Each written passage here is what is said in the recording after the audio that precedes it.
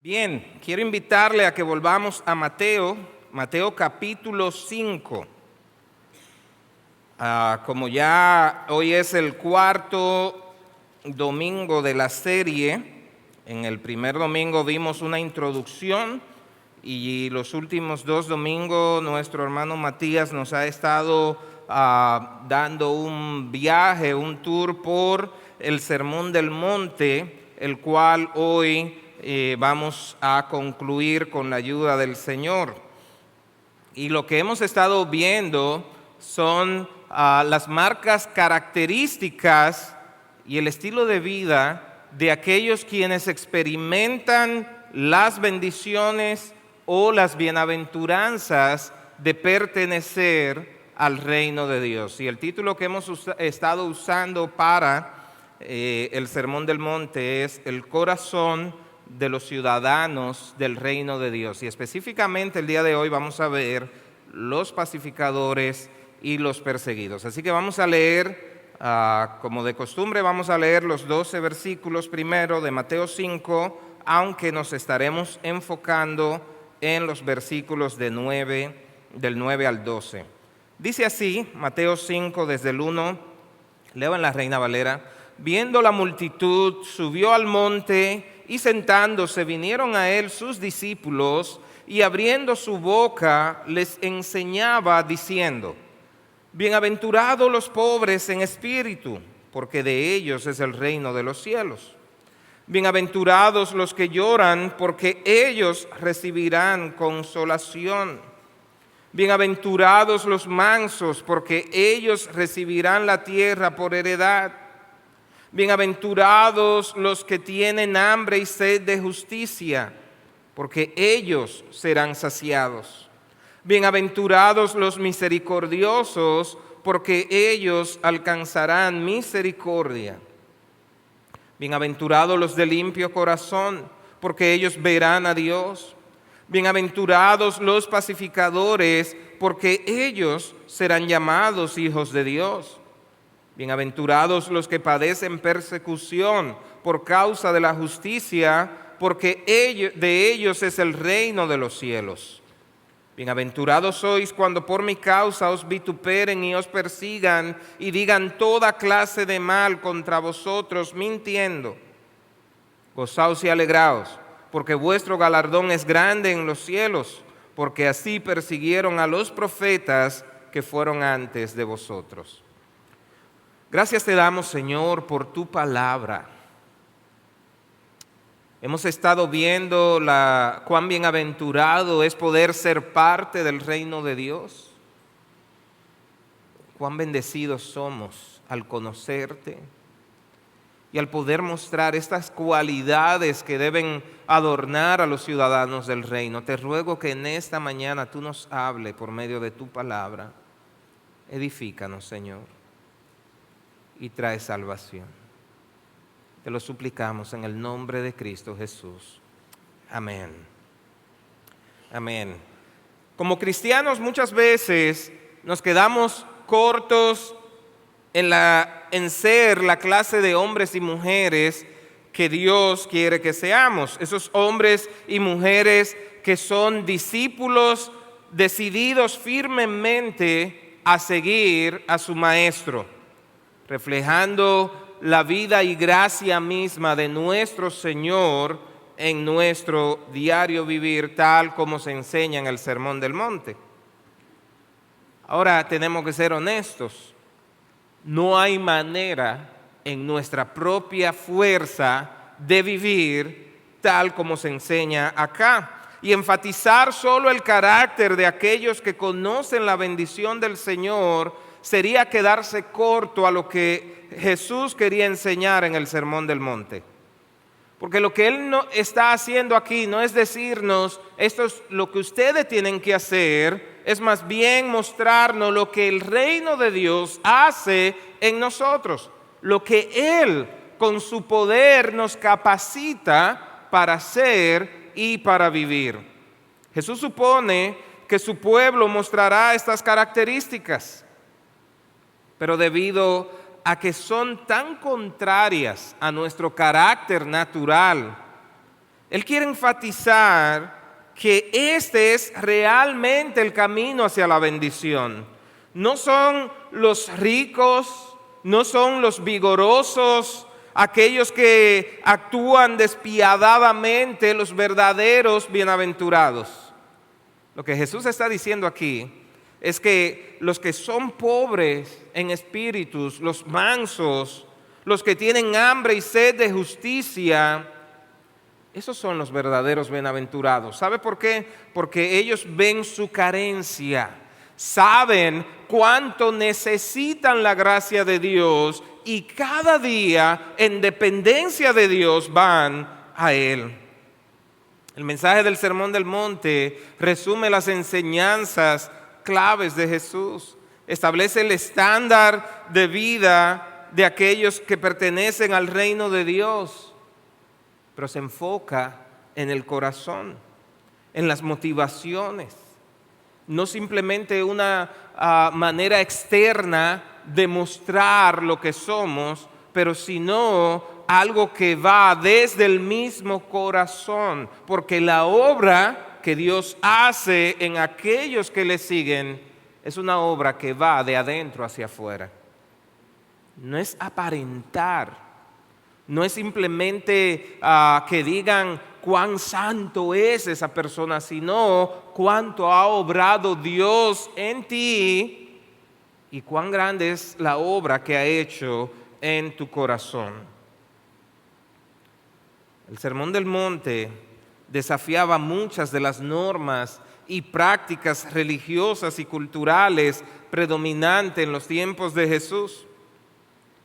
Si usted lee bien este sermón, usted se va a dar cuenta que Jesús confrontaba la hipocresía religiosa, desafió las normas de honor y vergüenza y presentó un enfoque radicalmente diferente al concepto de justicia y de perdón que practicaban los judíos. Y es que en este sermón Jesús no solo aborda las acciones externas, sino, como dije, va mucho más allá, va a las motivaciones y actitudes del corazón. Y como ya vimos en los dos mensajes anteriores, se destaca la importancia de la pureza interior, la motivación correcta a la hora de nosotros practicar los preceptos de Dios. Lo que vemos en este sermón es una visión penetrante del reino de Dios y cómo se manifiesta en la vida de los creyentes. Jesús proclama las bendiciones y las demandas del reino, llamando a sus seguidores a vivir conforme a los valores que Él está presentando. Así que en los primeros dos sermones, nuestro hermano Matías abordó las primeras 6 bienaventuranzas. Hoy vamos a ver las restantes. Y el propósito de esta prédica es que podamos comprender el llamado de ser pacificadores y que al vivir como tales podamos anunciar el reino de Dios. Que comprendamos que al pertenecer al reino de Dios tendremos que atravesar por diversas pruebas y aflicciones por causa de Cristo hasta que sea manifestado el día en el que ya no habrá más llanto ni habrá más dolor, en el que recibiremos la recompensa prometidas a los hijos de Dios. Así que hoy vamos a ver 2 bienaventuranzas, 3 algunos dirán. Primero vamos a ver qué significa ser un pacificador y luego vamos a ver por qué son bienaventurados aquellos que son perseguidos por causa de la justicia. En el versículo 9 leímos, dice así: bienaventurados los que procuran la paz, pues ellos serán llamados hijos de Dios. Dice la Biblia de las Américas, la Reina Valera dice: bienaventurados los pacificadores. La séptima condición o motivo para ser llamados bienaventurados está relacionada con la paz. La idea del shalom, que es la palabra hebrea para paz, se refiere a un estado de plenitud, armonía y bienestar completo en todas las áreas de la vida. Se refiere a estar en paz, tranquilo, sin nada que me estorbe, un sentido de plenitud completo. Ahora, este estado de paz fue parte de la condición original de la creación de Dios, como se describe en Génesis. En el relato del Edén, Dios creó a Adán y a Eva y los colocó en un entorno perfecto, donde disfrutaban de una relación íntima con Dios y vivían en armonía con la creación. Todo estaba en su lugar designado y todo era muy bueno, como dice el relato bíblico. ¿Ha estado usted en lugares donde usted siente una paz que usted dice, wow, esto se parece al Edén? Porque en el plan original de Dios estaba vivir en total armonía. Sin embargo, este estado de paz y armonía fue interrumpido por el pecado de desobediencia de Adán y Eva. Cuando desobedecieron el mandato de Dios de no comer el fruto del árbol del conocimiento del bien y del mal, introdujeron el pecado en el mundo. Y este acto de rebelión contra Dios rompió la paz que existía en el Edén. Y no solo eso, sino que trajo consecuencias devastadoras tanto para la humanidad como para la creación misma. Y como resultado de esto, se vio alterada la relación con Dios hacia el ser humano. Ahora lo que había era vergüenza, lo que había ahora era culpa, había dolor.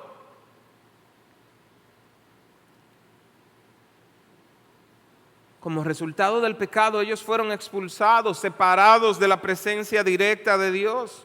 Y a partir de ese momento, la historia humana se caracteriza por la ruptura de la paz y la armonía, tanto entre las relaciones humanas como con la relación con Dios.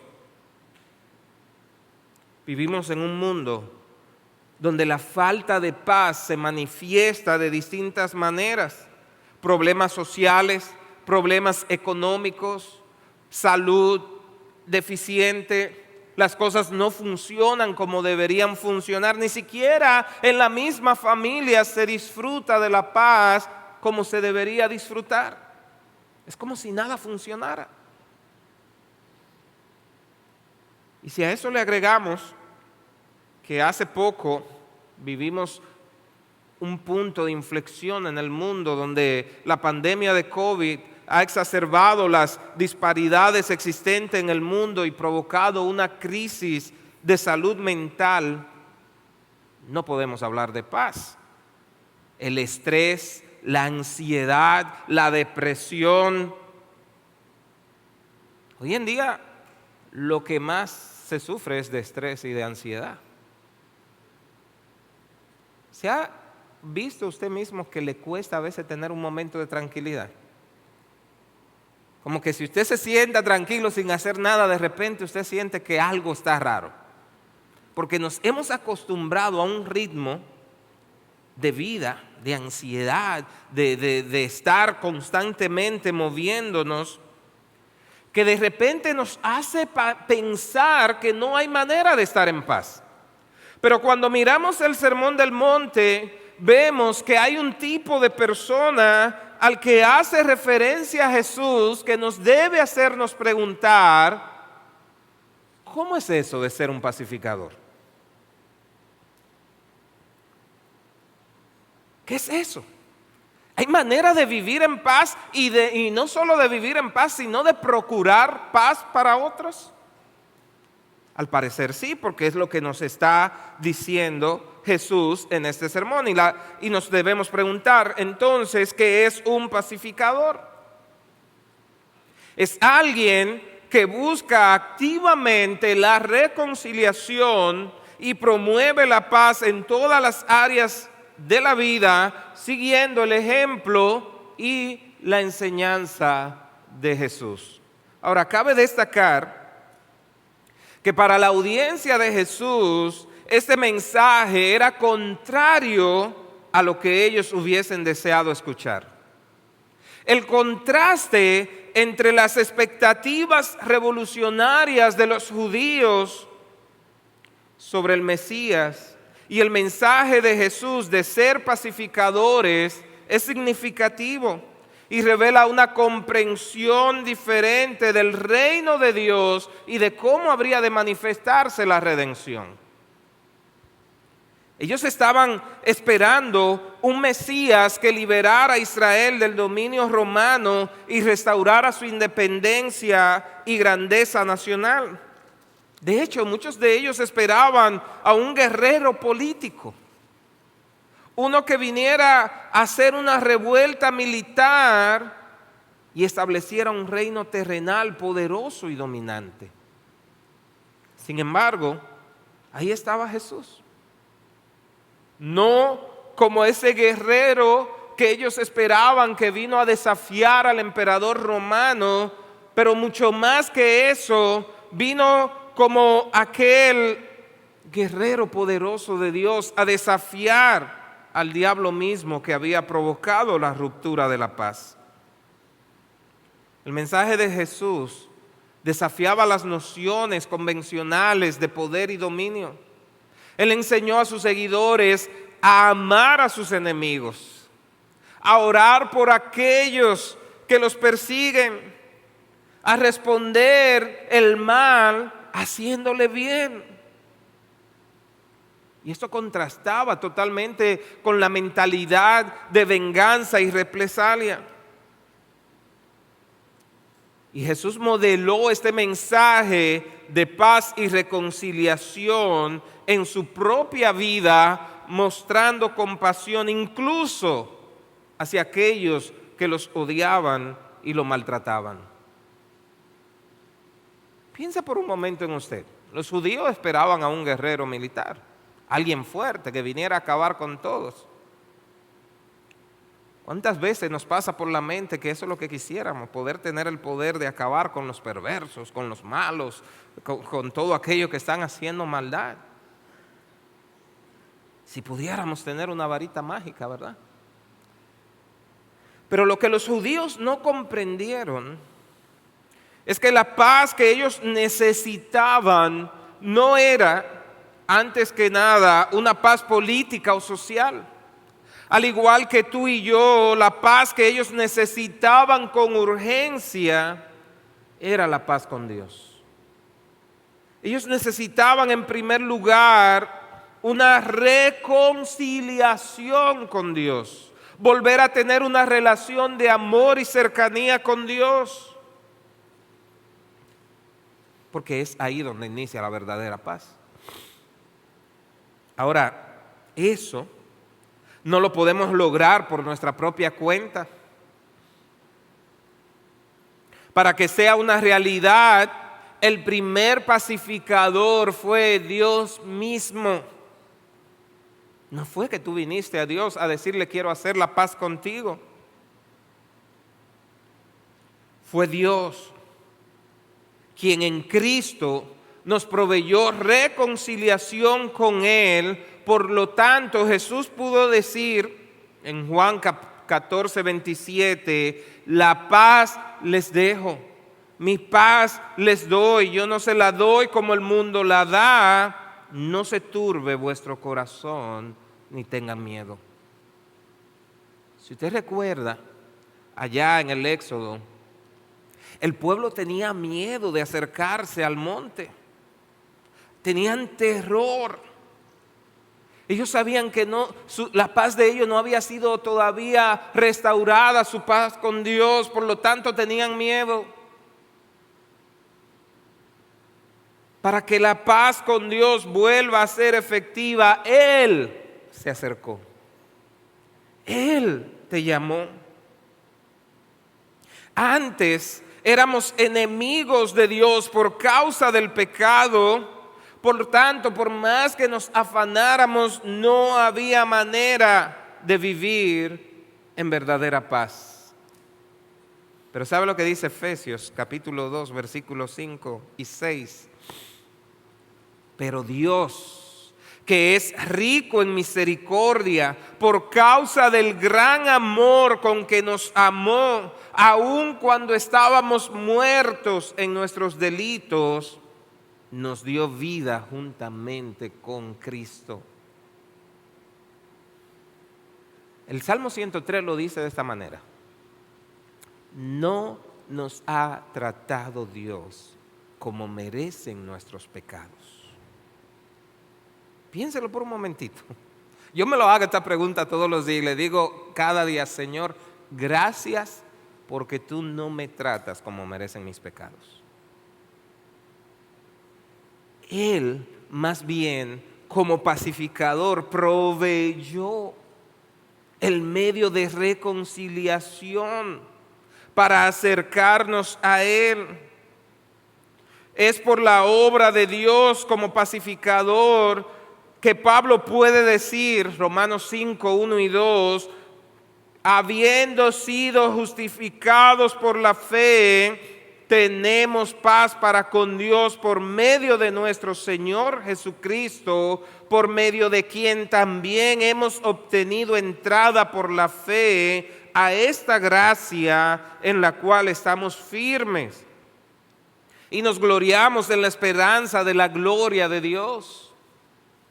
Y es por eso también que el autor de la carta a los Hebreos puede decir, Hebreos 4:16, por tanto, acerquémonos con confianza al trono de la gracia para que recibamos misericordia y hallemos gracia para la ayuda oportuna. Mis hermanos, los pacificadores son llamados hijos de Dios porque Dios mismo es un pacificador. Él mismo fue quien proveyó el medio para restaurar esa paz que se había perdido, esa relación de intimidad con Él. Es por eso que podemos celebrar que ahora no hay condenación para los que están en Cristo Jesús, porque antes de Cristo lo que había contra nosotros era un acta condenatoria. ¿Sabe lo que eso significa? Imagínese que le mandan a usted un acta diciéndole todos los delitos por lo cual usted está siendo acusado, y no solo eso, por lo cual ha sido condenado. Pero Colosenses capítulo 2, versículo 24, dice que Cristo perdonó nuestros pecados habiendo cancelado el documento de deuda que consistía en decretos contra nosotros y que nos era adverso, y lo ha quitado de en medio, clavándolo en la cruz. ¡Qué bendición! Ahora podemos vivir en paz con Dios, en paz con nosotros mismos, en paz con los demás, porque esa acta fue clavada en la cruz. Porque Él hizo posible la reconciliación con Él. Y por tanto, podemos reconciliarnos con los demás. Eso es el Evangelio. Esa es la buena nueva del Evangelio que Cristo proclamó al anunciar el reino. Y teniendo esto en claro, debemos ahora preguntarnos cuáles son las características de un pacificador. Ya vimos que un pacificador es alguien que busca activamente la reconciliación y promueve la paz en todas las áreas de la vida, siguiendo el ejemplo y las enseñanzas de Jesucristo. Permítame entonces resaltar algunas características de un pacificador. Primero, y ya lo he mencionado varias veces, un pacificador busca activamente la reconciliación entre las personas y con Dios. Se esfuerza por restaurar relaciones rotas y por promover la paz en todos los ámbitos de la vida. Y déjeme decirle que ser pacificador es más que ser pacífico. Usted puede conocer a mucha gente que son pacíficas, que no se mete con nadie, que viven tranquilos, si pueden se aíslan. Pero ser pacificador es más que eso. Implica una acción más directa y proactiva para resolver conflictos y promover la reconciliación. En segundo lugar, un pacificador tiene que mostrar una actitud de humildad. La humildad es una cualidad importante de un pacificador. ¿Por qué? Porque tiene que reconocer su propia necesidad de perdón y reconciliación y reconoce cuánta misericordia ha recibido. El pacificador está dispuesto a admitir sus errores y a pedir perdón cuando sea necesario. Porque bien sabe que ha recibido bastante gracia, bastante misericordia. Qué fácil es ser de mecha corta, encendernos, airarnos, nos provocan fácilmente. Pero cuando nosotros recordamos que la misericordia de Cristo para con nosotros es tan amplia, esa mecha de nosotros debería alargarse cada vez más y más. Deberíamos mostrar más paz, más amor, más misericordia para con los demás.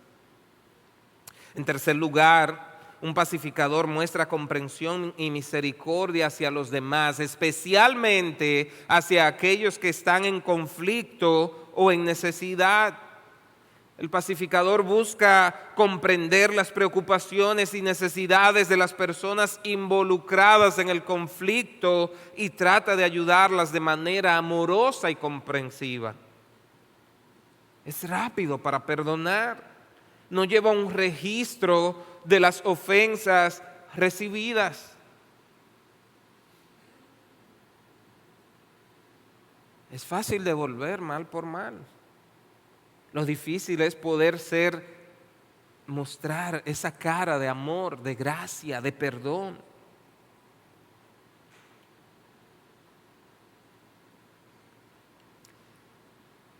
Yo recuerdo una señora, yo doy siempre ejemplos del colegio, son las vivencias que uno tiene. Era una de esas madres que nadie quería tratar en el colegio por la actitud que tenía. Parecía que vivía ladrando. Era difícil. Y cada vez que había que tratar con ella, los maestros preferían no dar la cara. Pero bueno, su hija entró en una situación que hubo que citarla. Y esa señora llega con su cara así dura, un rostro severo. Y cuando yo no bien la recibo, ella empezó si tuviera tanto que sacar por su boca, y habla y dime, y yo nada más la miraba atento. Y la miraba, y la escuchaba. Señores, pasó casi 10 minutos, esa señora habla, y quejas, y diciendo cosas, y defendiendo a su hija, sin ni siquiera haber empezado la conversación. Y después de 10 minutos escuchándola, yo le hice un par de preguntas. Y de repente veo que ella empieza a llorar. Todo eso que había era una pared. La gente vive así buscando, y si usted responde igual, usted va a ver más conflicto y va a haber más situaciones difíciles. Pero cuando usted recuerda lo amoroso que es el Señor, usted puede tener la paciencia de soportar aún los caprichos de otra persona. De repente usted va a ver cómo es cierto que el Señor cambia corazones, hace que las cosas sean posibles. Porque tú estás llamado a mostrarle compasión y misericordia aún a esos que son difíciles, a esos que parecen que la vida ya no les tiene sentido. Muéstrale más, porque necesitan más, porque están diciendo, hay un corazón vacío, necesitado. Y si tú tienes el amor de Dios y no eres capaz de transmitírselo en ese momento, necesitas volver a la fuente y decirle, Señor, lléname de ese amor. Lléname de ese amor. Una cuarta característica del pacificador es la valentía y la perseverancia. Ser un pacificador a menudo implica enfrentar oposición y resistencia. Sorpresa. Si usted cree que ser pacificador es fácil, hay que decirle que no. El pacificador va a enfrentar oposición, va a enfrentar incluso, como vamos a ver en la siguiente bienaventuranza, va a sufrir persecución. Por lo tanto, tú necesitas valentía y perseverancia, aun cuando parece difícil. Pero también un pacificador muestra justicia y verdad. Un pacificador no busca simplemente evitar el conflicto a cualquier costo, sino que también busca la justicia y la verdad. Está comprometido con el principio de justicia y trabaja para resolver los conflictos de manera justa y honesta. Y esto implica que yo no puedo procurar la paz a cualquier costo. Yo no puedo vender mis convicciones. Yo no puedo vender lo que significa el Evangelio. Yo no puedo ceder la verdad de la palabra de Dios para vivir en paz con el mundo. No. Es fácil predicar un mensaje diluido para no ofender con la verdad. Pero eso no es verdadera paz. Porque eso no es estar en paz con Dios. Y bien enseña la palabra de Dios que es mejor obedecer a Dios antes que a los hombres. Y en sexto lugar, el pacificador debe mostrar fe y confianza en Dios. ¿Por qué? Porque confía en la sabiduría y el poder de Dios para traer paz y reconciliación. No es por tus propios méritos, es por la sabiduría que da la palabra de Dios para lograr ser un pacificador. Reconoce que la verdadera paz viene de Dios y confía en su guía y provisión en medio de los desafíos. Eso hace un pacificador, confiar, depender totalmente de Dios. Te pregunto, ¿eres tú un pacificador? ¿Estás tú tratando de procurar la paz ahí donde Dios te ha puesto? Convertirse en un pacificador implica cultivar una relación íntima con Dios, desarrollar una actitud de humildad y compasión, buscar la reconciliación en nuestras relaciones personales, practicar la justicia, desarrollar habilidades de comunicación y resolución de conflictos, modelar el ejemplo de Jesús. Y todo esto es posible porque, como ya dije anteriormente, nuestro Padre Celestial es el pacificador por excelencia y al adoptarnos como sus hijos demanda de nosotros que también podamos ser pacificadores. Pasando al siguiente versículo, versículo 11, encontramos la siguiente bienaventuranza. Bienaventurados aquellos que han sido perseguidos por causa de la justicia, pues de ellos es el reino de los cielos. Después de decir que sean pacificadores, ahora Jesús dice, miren, ustedes van a ser perseguidos también. Y para los judíos que eran celosos de la ley y las costumbres judías, otra vez digo, este mensaje podría haber sonado desafiante y provocativo. Jesús desafió muchas de las interpretaciones y prácticas religiosas de estas personas y enseñaba sobre la justicia y el reino de los cielos. Y los judíos que eran particularmente rígidos en la observancia de la ley y las tradiciones, veían a Jesús como un perturbador. ¿Por qué? Porque desafiaba las interpretaciones que ellos estaban haciendo. Y la idea de ser bienaventurado, la palabra bienaventurado significa dichoso, feliz. Tú recibes, es como, wow, qué bendición, ¿verdad? Y la idea de ser perseguidos por causa de la justicia podría haber sido contraria en la mentalidad de algunos judíos que podrían haber considerado la persecución como un signo de desaprobación divina en lugar de ser una bendición. ¿Me explico? En la época de Jesús y en el contexto judío del primer siglo, había una creencia arraigada de que la prosperidad y el éxito material eran signos de bendición y el favor de Dios, mientras que la aflicción y la persecución eran vistos como indicativos de desaprobación divina o castigo por el pecado. Y puede ser que estas creencias estuvieran influenciadas por interpretaciones de ciertos pasajes como Deuteronomio 28, que habla de las bendiciones de la obediencia y las maldiciones de la desobediencia.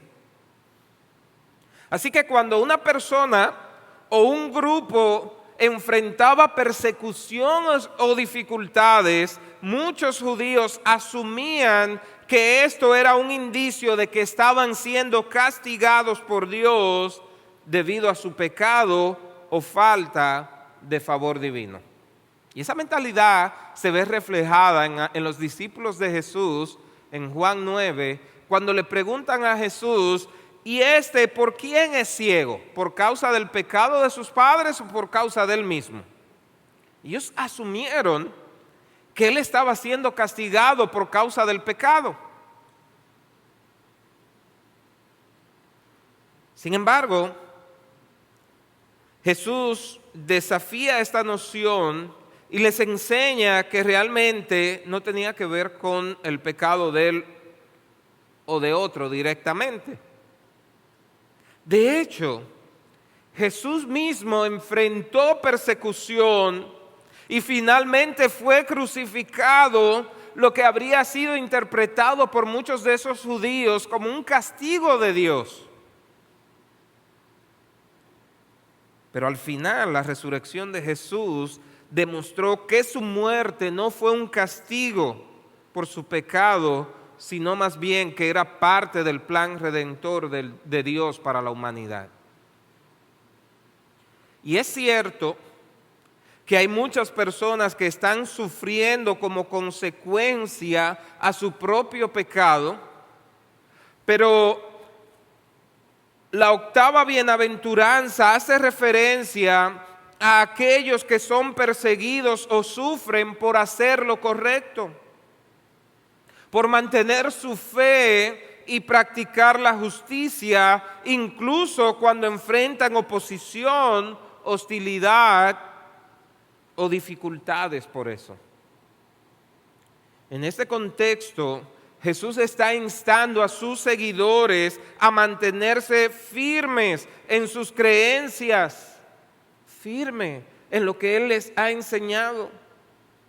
Incluso si eso significa enfrentar persecución o sufrimiento, Él promete que el reino de los cielos es de ellos, de esos que sufren por causa de la justicia.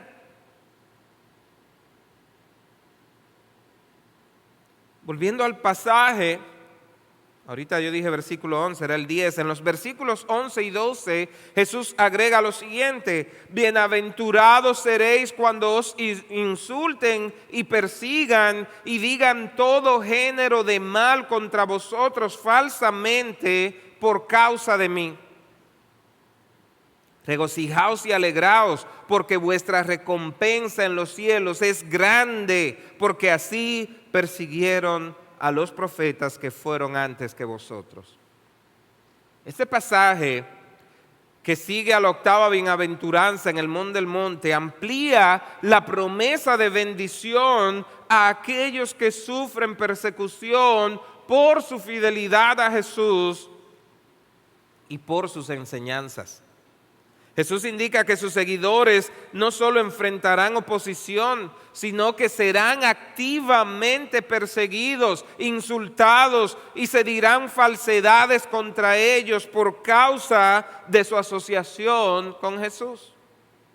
Probablemente algunos de ustedes ya lo han sufrido, o probablemente usted sepa de personas que por causa del Evangelio están siendo perseguidos o están sufriendo persecución. Este tipo de sufrimiento es presentado no como una desgracia, sino como una causa para el gozo debido a la recompensa prometida en el cielo.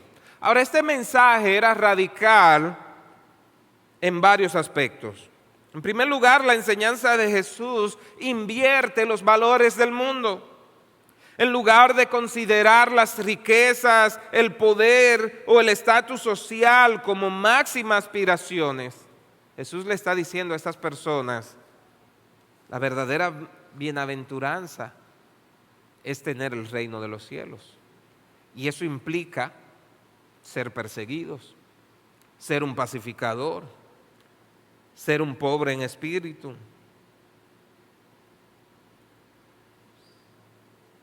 En segundo lugar, este pasaje enfatiza que la persecución vendrá por causa de Cristo, es decir, es la identificación con Cristo. No nos confundamos. Si tú estás sufriendo por consecuencia de tu pecado, ve a Cristo y arrepiéntete.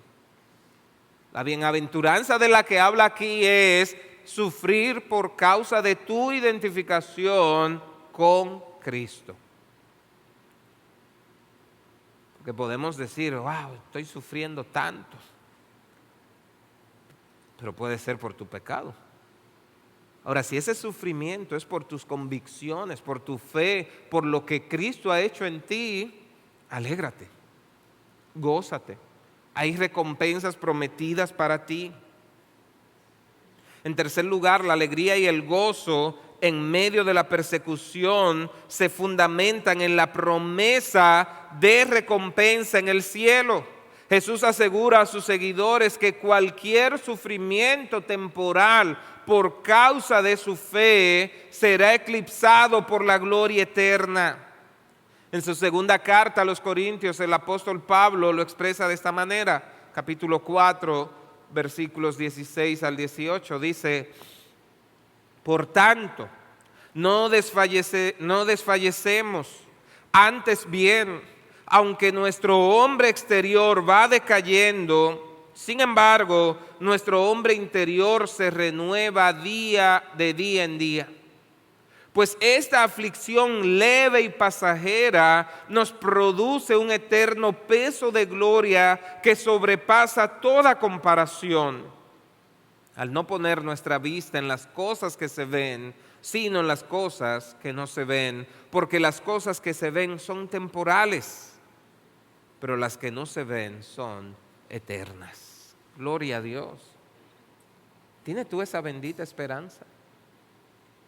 Cuando estás en medio de la aflicción, cuando estás pasando por momentos en los que sientes que no puedes más, ¿tienes tú la bendita esperanza de que las pruebas que ahora estás pasando no son comparables con la gloria venidera que en nosotros ha de manifestarse? Ahora bien, en Cristo tenemos esperanza y consuelo, no solo para el futuro. Hay varias promesas en las Escrituras que ofrecen consuelo, esperanza y fuerza a los cristianos para soportar el sufrimiento y la persecución en el presente. Y estas promesas no solo señalan la recompensa futura en el cielo, sino también que ofrecen una presencia y ayuda tangibles en medio de las dificultades actuales. El pastor Álvaro citaba el Salmo 90. Señor, tú has sido un refugio para nosotros de generación en generación. Tú eres Dios. Tú eres un refugio. No es que lo va a hacer un día. Él es refugio para todos los que confían en Él. Y algo más que debemos resaltar de este pasaje es que instruir a los creyentes a regocijarse y alegrarse en medio de la persecución es un recordatorio de que el gozo cristiano no depende de las circunstancias externas, sino de la relación con Dios, de la esperanza en sus promesas. Si solo te goza cuando las cosas van bien, necesitas volver a Dios, tener una relación real con Dios.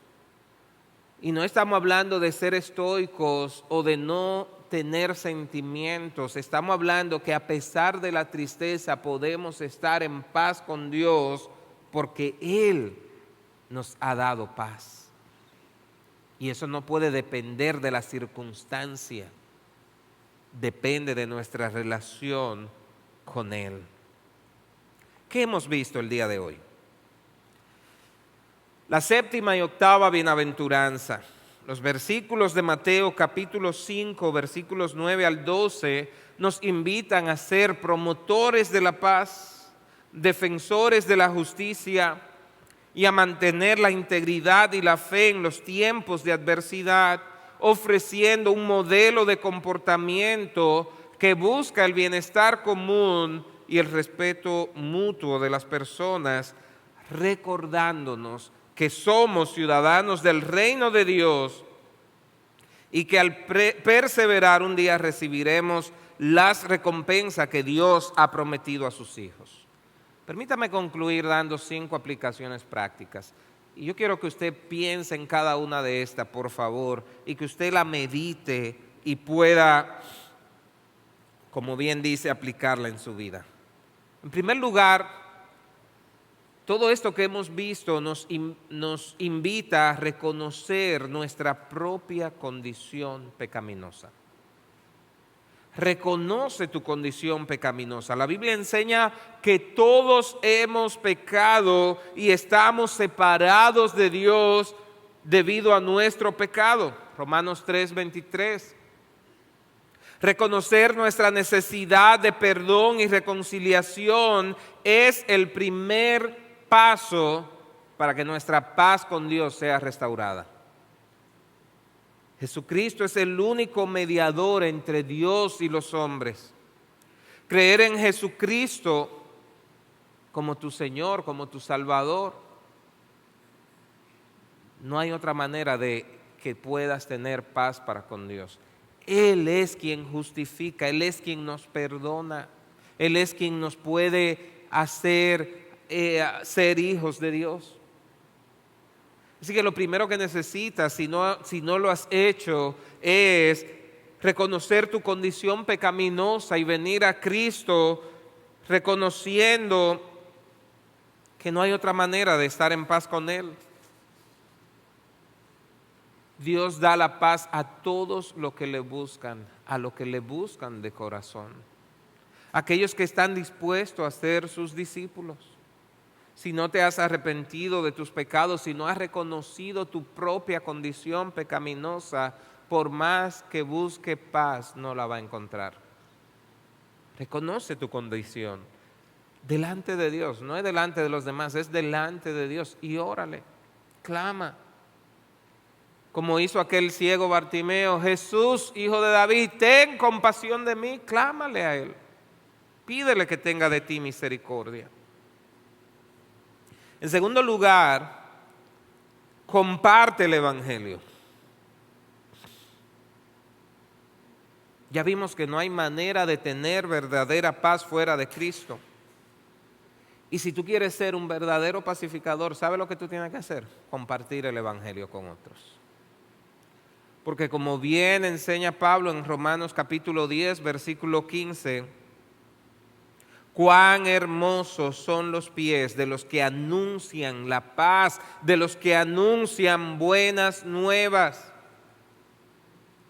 Un pacificador no pierde tiempo, porque ¿qué se gana con que estén en paz entre ellos, los vecinos, por ejemplo, si no están en paz con Dios? Lo que más necesitan urgentemente es restaurar su paz con Dios. Así que anuncia el Evangelio, predica a Cristo, hazle saber a la gente que su mayor necesidad es Cristo. Y cuando conocen a Cristo, de verdad que va a haber paz. Va a haber paz. Tú puedes lograr una paz efímera. Tú puedes resolver un conflicto por un poco de tiempo si no está Cristo. Pero cuando Cristo está, la solución es permanente. Porque Él transforma de adentro hacia afuera. Número 3, busca reconciliación. Un pacificador trabaja para restaurar relaciones rotas y promover armonía entre las personas. Busca resolver conflictos de manera pacífica y fomenta la unidad y la reconciliación. Un pacificador está dispuesto a perdonar a aquellos que le han causado daño y a buscar el perdón de aquellos a quienes ha herido. Reconoce la importancia del perdón en el proceso de reconciliación y sanidad. Puede ser que tú estés aquí y que tengas que reconciliarte con tu cónyuge. Puede ser que necesites perdonar a tus padres y reconciliarte con ellos. Puede ser que tengas algo en tu corazón contra los compañeros de trabajo o contra algún vecino. Puede ser que tengas conflictos no resueltos contra algún familiar o incluso contra algún hermano en la iglesia. No te conformes con ser un pacífico. No digas yo no me meto con nadie. Resuelve, ve, acércate. Busca reconciliación. Mira que ya eso hace 10 años, pero todavía quizá tú tienes cosas en tu corazón. Y eso te va a quitar la paz. Y no es fácil tú acercarte a alguien y decirle, mira, yo fallé, perdóname. No es fácil por el orgullo que hay en uno. Pero el pacificador pone a un lado ese orgullo y va. No, pero es que él nunca me ha pedido perdón y hasta que no me pida perdón yo no lo voy a perdonar. Ve, si eres tú el ofendido, acércate, no importa. Ve y dile, mira, tú me ofendiste, yo estoy herido, pero yo te perdono. Sé activo, procúralo. No dejes que el peso del enojo o de la amargura o el orgullo te aplaste. Así como eres perdonado en Cristo, procura perdonar.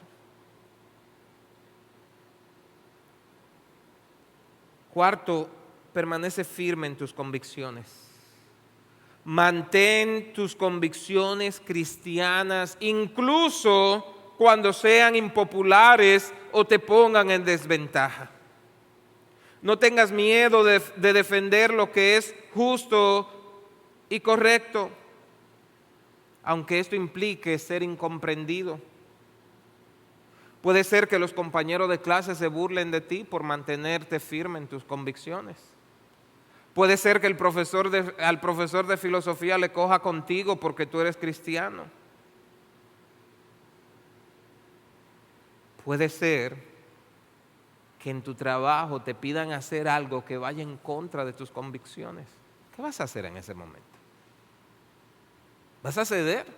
¿O vas a mantenerte firme? Recuerda que grande es la recompensa de Dios para los que sufren por causa de la justicia. Cuando te enfrentes a oposición o a crítica por tus creencias o por tus acciones inspiradas en tu fe, responde con amor, pero mantente firme en lo que tú has creído. Por último, mantente gozoso en la adversidad. Cultiva una actitud de gozo y de gratitud, incluso en medio de las pruebas. La queja, el estar todo el tiempo mirando lo negativo, te va a impedir disfrutar de las bendiciones que tú has recibido en Dios. No deje que tu gozo dependa de las circunstancias. Deja que tu gozo dependa directamente de Dios, de tu relación con Dios. Mis hermanos, aplicar estas bienaventuranzas en la vida diaria no siempre es fácil. Puede requerir sacrificio, puede requerir valentía. Sin embargo, el hacerlo no es solo una manera de obedecer los mandamientos de Jesús, sino que también transforma de manera profunda la manera en cómo interactuamos con el mundo, la manera en que reflejamos el amor y la justicia del reino de Dios en nuestras acciones cotidianas, en la familia, con los vecinos, en el aula, en el lugar de trabajo. Pero Él ya hizo todo lo posible para acercarnos a Él. Vivamos ahora como realmente Él nos llama, como verdaderos ciudadanos del reino. Voy a invitar a que se ponga de pie y oremos.